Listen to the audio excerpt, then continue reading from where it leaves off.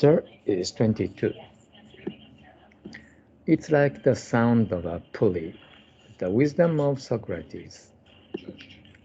The largest landowner in ancient Greece called on Socrates one day and bragged about his extensive holdings. Socrates wrote out a map of the world and indicated Greece. Where exactly is your land? He asked. No matter how much land I had, it wouldn't show up here, said the other man, dumbfounded. If your land doesn't show on the map, you haven't got much to brag about, said Socrates with a genial smile. I'm constantly working the universe in my mind. Socrates is credited with saying, my advice to you is to get married. If you find a good wife, you'll be happy. If not, you'll become a philosopher. There are many well-known anecdotes about his shrewish wife, Xantippe. Once, hearing her complain all day long about her husband's failure to earn a decent living, a friend of Socrates commented that such nagging was too much to bear. Socrates rejoined, I'm used to it. It's like hearing the unceasing sound of a pulley. Another time, annoyed that her husband paid no attention to her litany of complaints, Zantippe emptied a chamber pot on his head, prompting him to remark, after the thunder, there generally comes rain. Words like this fend off arguments. The thought of being saddled with a shrewish wife is aggravating. Think of it as learning to ride a bucking horse. However, and it becomes a challenge. A man who can handle the most difficult horse of all need fear no one. Socrates impressed this lesson on his disciples using his own family life as illustration. This is an important lesson in the art of living. So in this story, Socrates showed a very profound patience.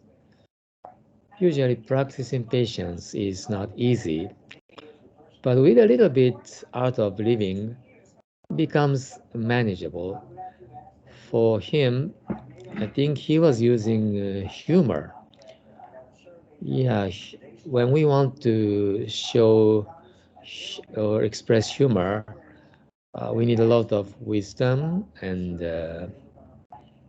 mm, maybe wisdom or yeah, I think I should call it wisdom. Socrates was man of wisdom, so maybe yeah, that was how he managed living together with a shrewish wife. Yeah, thinking of speaking of wisdom, that's what philosophy means. Philosophy means the love of wisdom. So this is something that lacks in our maybe in most of us. Um, just practicing patience, not fun. But if we can use humor, that becomes a little bit fun. So, mm, yeah. Mm, yeah, his shrewish wife Santipe is so famous or notorious. If you Google it, you will find a lot of similar episode. Um, he didn't complain, saying, "Oh, my marriage is horrible. It's the total disaster. What can I do?" He was not complaining at all. He turns his unfortune to a source of joy. And maybe yeah, he used all this episode as a teaching material. Yeah, that's one of aspect of true happiness, turning suffering into joy. We can do that even before achieving true happiness. And that's how we can go forward on our spiritual journey. Okay, that's I think what we can learn from today's story.